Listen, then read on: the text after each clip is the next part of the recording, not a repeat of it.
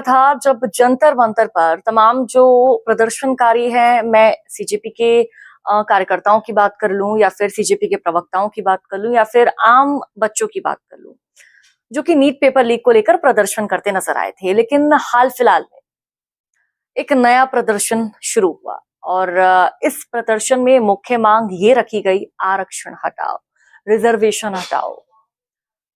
UGC को लेकर भी जो लोगों के अंदर रोष था वो भी वहां देखने को मिला। पूरा ये प्रदर्शन किस बेस पर आधारित रहा और अभी फिलहाल मौजूदा स्थिति क्या बनी हुई है, विस्तार से मैं आपको जानकारी दूंगी, तो वीडियो को एंड तक देखिएगा। देखिए, भारत में हाल ही में हुए आरक्षण हटाओ आंदोलन, जैसे कि जो जंतर मंतर पर कल हमने प्रदर्शन की तस्वीरें देखी, परमिशन नहीं थी लेकिन उसके बावजूद भी प्रदर्शन किया गया। पुलिस बल का कहना था कि रामलीला मैदान में इनको परमिशन मिली है, यानी कि पुलिस ने उनको साफ संदेश कहा। ये पुलिस ने जो बच्चे थे वहां पर, जो प्रदर्शनकारी थे, जो लोग आए हुए थे, उनको ये कहा आपको प्रदर्शन करना है, रामलीला ग्राउंड पर आप जाओ प्रदर्शन करो, लेकिन यहाँ नहीं, जंतर मंतर पर प्रदर्शन नहीं, क्योंकि ट्रैफिक काफी ज्यादा चरमरा जाता है, आने जाने में लोगों को दिक्कत होती है। वीकडेज वैसे ही चल रहे थे। तो देखिए, सामान्य वर्ग के विरोध का मुख्य कारण जाति आधारित आरक्षण की नीति में बदलाव और उसकी समीक्षा की मांग की गई है।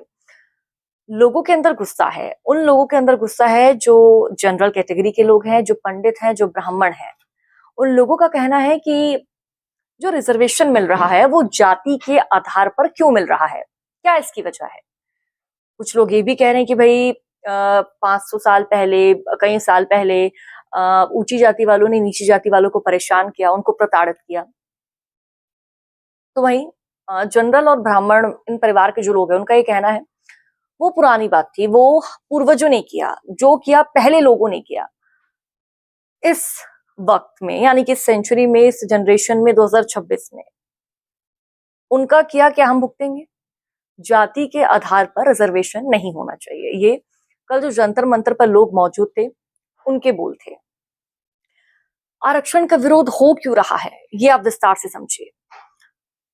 योग्यता यानी कि मेरिट की अनदेखी। देखिए, एक एग्जांपल मैं आपको देती हूँ। एक बच्चा, दो बच्चे हैं, एक एससी का और एक जनरल कैटेगरी का।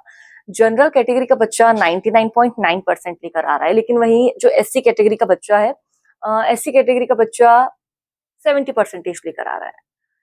एडमिशन एससी वाले को मिल रहा है क्योंकि ये एडमिशन आरक्षण के आधार पर हो रहा है। जो जनरल वाला बच्चा है वो पीछे हटता हुआ नजर आ रहा है।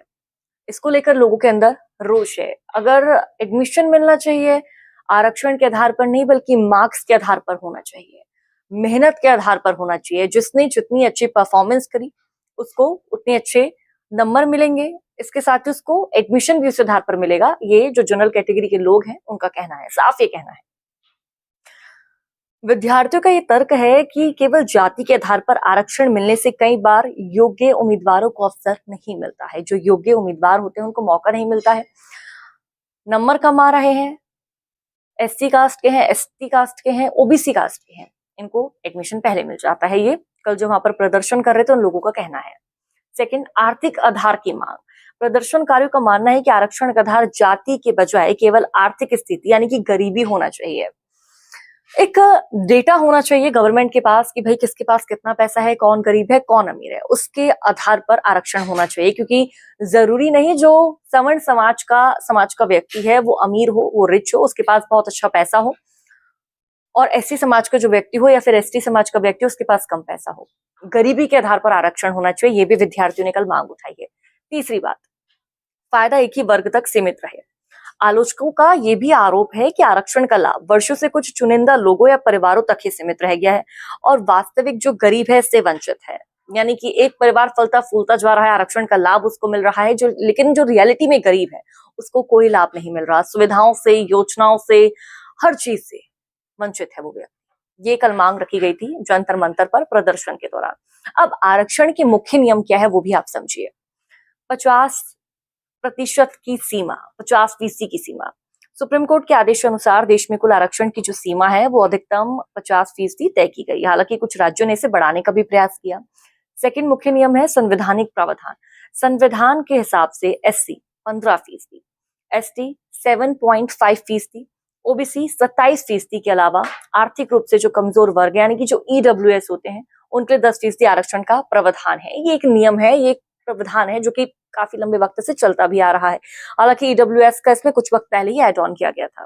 क्रीमी लेयर नियम, पिछड़ा वर्ग यानी कि जो ओबीसी है, ओबीसी में उच्च आय वाले लोगों को आरक्षण के लाभ से बाहर रखने के लिए क्रीमी लेयर का नियम बनाया गया है। यानी कि ओबीसी कास्ट में जिन लोगों की सैलरी ज्यादा है, जिनकी आय ज्यादा है, कुछ ऐसी योजना है, कुछ ऐसा लाभ है जो लोगों को नहीं मिल सकते हैं, यानी कि आरक्षण की सीमा से वो लोग बाहर रहेंगे। ये भी एक कैटेगरी, एक क्राइटेरिया सेट किया गया है। अब आंदोलनकारियों की प्रमुख मांगे क्या है वो भी आप समझिए।